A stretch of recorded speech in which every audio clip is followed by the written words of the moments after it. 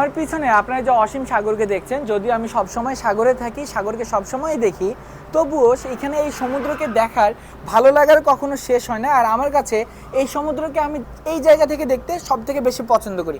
এখানে আমি যদি আপনাদের এক্সাম্পলের জন্য বলি, যদিও এটা বসার মতো কোনো জায়গা না, বসার জন্য বানানো হয়নি, তবুও আপনাদের আমি শুধু দেখাচ্ছি আমি যখন থাকি তখন কীরকম হয়। এখানে ধরুন আপনি এখানে এসে বসলেন, এখানে যখন বসবেন তখন বসার পরে ঠিক সামনেই যখন তাকাবেন তখন দেখবেন যে পানির এরকমের একটা অবস্থা, নীল রং।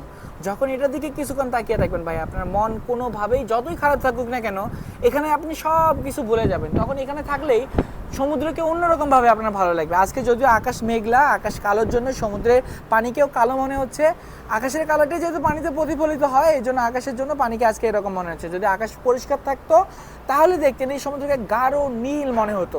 আবার যখন গাঢ় নীল মনে হতো, মাঝে মাঝে আপনি এখানে কিছু ফ্লাইং ফিশ, মানে উড়ুক্কু মাছ, যে মাছগুলো উঠতে পারে, ডলফিন, কচ্ছপ, জেলিফিশ, এরকমের জিনিসগুলো যখন এখান থেকে সামনে থেকে বসে বসে দেখবেন, তখন ভাই আপনার দেখবেন যে আপনি মনে হচ্ছেন যে হিপনোটাইজ হয়ে যাচ্ছেন, আপনি অন্য জগতে চলে এসেছেন, এরকম মনে হবে। আর সামনে থেকে যখন কিছু জাহাজ যাবে, এই ভিউটাও আসলে অনেক রকমের অন্যরকমভাবে ভালো লাগে। আর সূর্যোদয় সূর্যাস্তের কথা তো বাদই দিলাম, সমুদ্রের মাঝে যখন আপনি সূর্যকে ভেসে উঠতে দেখবেন আবার ডুবে যেতে দেখবেন, এটার আসলে কোনো এক্সপ্লেনেশন হয় না। তো এতক্ষণ সাথে ছিলাম আমি হৃদয়। চাইলে ফেসবুক, ইউটিউব, টিকটকে হৃদয় দা সেলার লিখে সার্চ করতে পারেন, তাহলে আপনারা আমার সমস্ত ভিডিও পেয়ে যাবেন। ধন্যবাদ আবার, আসসালামু আলাইকুম।